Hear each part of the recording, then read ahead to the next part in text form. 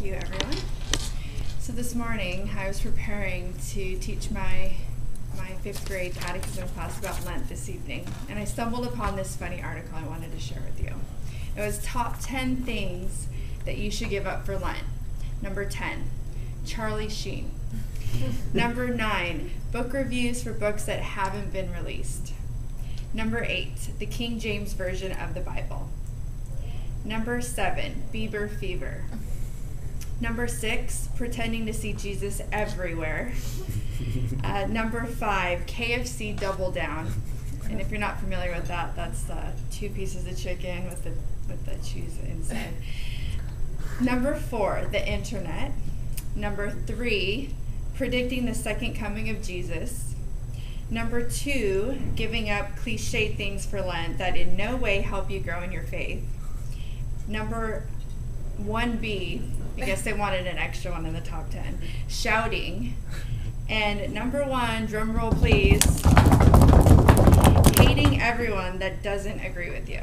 So I just thought that was kind of funny. So while this article brings a little humor to Lent, Lent is a pretty serious tradition in Christian faiths, and especially the Catholic faith.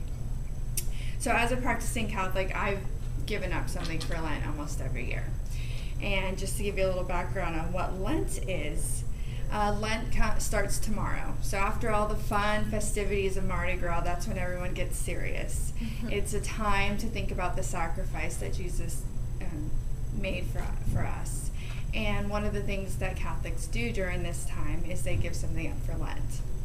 So I'm here because I've given up everything from cheese to alcohol to Starbucks. And what I find is that every time Easter comes and those 40 days are over, sometimes it's a little bit more than 40 days, but when those 40 days are over, I realized that was something that felt so important, or something that I chose to have every day, but after giving it up for a while, it just wasn't something I needed anymore.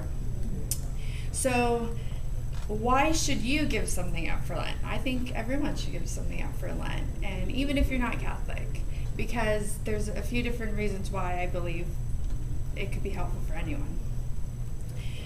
So it's the opposite of being a hedonist. So Lent's a time where you don't indulge in things of pleasure. And like I mentioned before, Starbucks, spending $3 on a latte every morning is probably not beneficial for me. This year I'm giving up shopping, which is going to be extremely difficult. However, it's something that I partake in, that I usually shop for things I completely don't need. So this is a time to think about doing more with less. Just looking at your life and doing some cleaning. So a fun fact is, I always share this with my students. During the early Middle Ages, they actually gave up all dairy products and meat during the Lenten season. And the reason behind this was, what time of year typically, or what season's upon us? Spring. So in the spring is the time that animals typically mate. So if you are going to the animals for eggs and milk and disturbing them, or slaughtering your animals to eat for food, then you're not allowing them to mate and reproduce, and therefore provide more food for you down the line. So during the springtime, they actually would abstain from meat during the whole 40 days. But now Catholics, we traditionally don't. We abstain from meat on Ash Wednesday and every Friday during Lent. But I just thought that's kind of a fun fact. So a few different things. I'll go into a little bit of background on what Catholics do, and then why it might be beneficial for some of you to give something up for Lent. First, there's fasting. I mentioned it a little bit.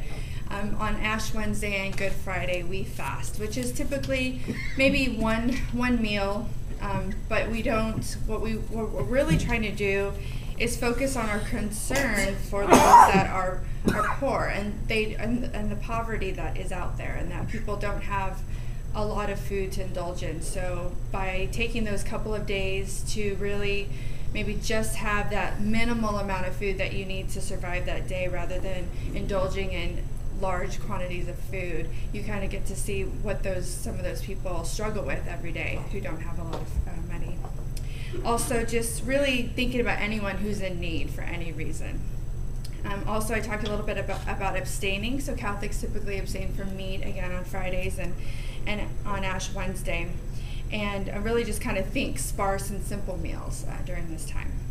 So why should you give up something for Lent? We're about 2.5 months into the year, and who made a New Year's resolution? Maybe a couple of us.